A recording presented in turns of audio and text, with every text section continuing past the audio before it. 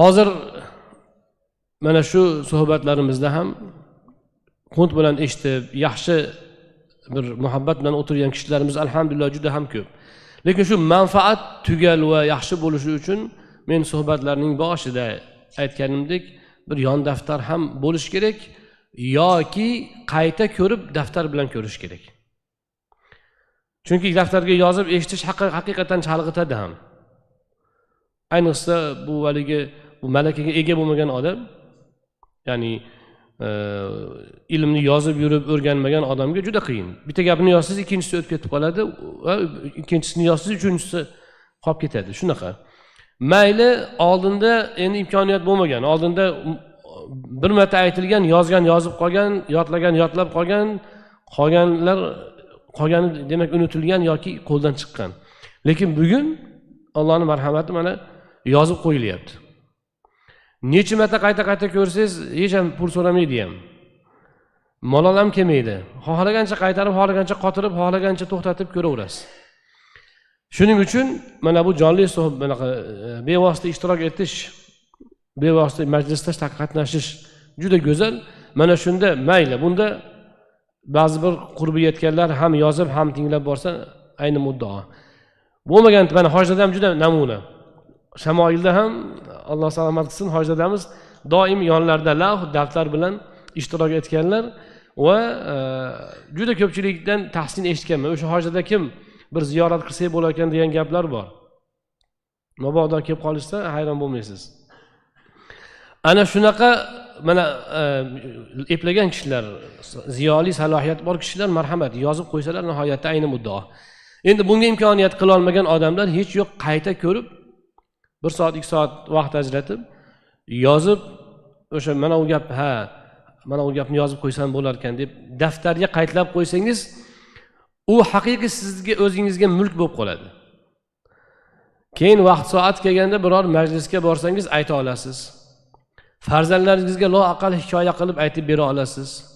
Juda shu haqda yaxshi gaplar bor edi. Juda zo'r gaplar edi. Desangiz, nima degan edi desangiz, zo'r gapda deysiz, to'xtaysiz. Rosa maza qiluvdik o'shunda deysiz. Shu bo'yi to'xtab qolasiz. Yozib qo'ysangiz, shu ham takror bo'ladi, ham to'xtashib bitta qarab olay deb bitta qarab, o'sha daftardan farzandlaringizga dars o'tib qo'ysangiz bo'ladi. Ularni yoshiga, iqtidoriga moslab o'zingizni tilingizda ularga tushuntirsangiz bo'ladi.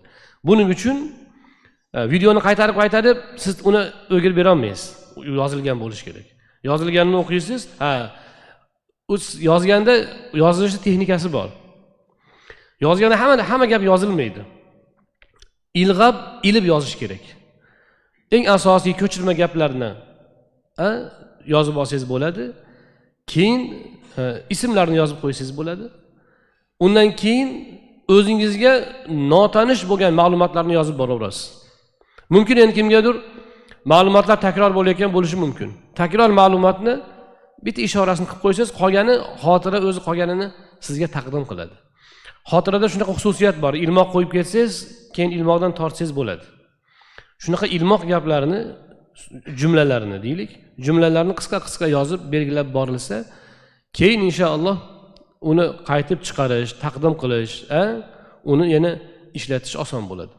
Mana shunga o'rgansak, inshaalloh hadis suhbatlarimiz, ilmiy majlis haqiqiy ma'noda manfaatli bo'ladi inshaalloh. Va unga o'rganamiz ham, yozishga o'rganamiz. Men buni eslaganim sababi muhaddislarimiz hadislarini yodlash bilan barobarida yozishgan.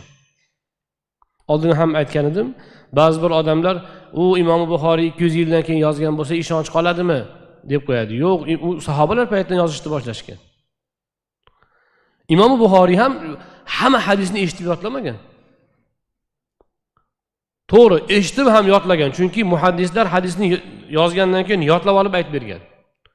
Dohiliy hadisni aytayotgan paytda ustozlari, Imom Buxoriyning ustozlari yoddan aytayotgan bo'lgan. Keyin bir roviyning nomida yanglish ketganda Imom Buxoriy ustoz bu boshqacha bo'lish kerak degan luqmani solganda to'xtab turishib, men kirib yozganim ko'rib chiqay deydi. Demak, yozgani ham bo'lgan. Demak, asli ustozdan yozib olib, yoddan dars berishgan vaqti kelsa.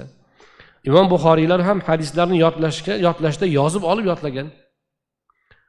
Nima uchun? Chunki qadimdan ma'lum, ba'zilar hadis deydi, endi hadis bo'lmasa ham asar. Man hafiza farra va man kataba qarra. Kim yodlasa bir kun qochadi. Yozib qo'ysa bog'lanadi. Bog'lab qo'ygan bo'ladi. Ana shuning uchun mana shu suhbatlarimizning manfaati tugal, ilm bo'lib qolishi uchun mana shu yozishni ham yo'lga qo'yishimiz kerak.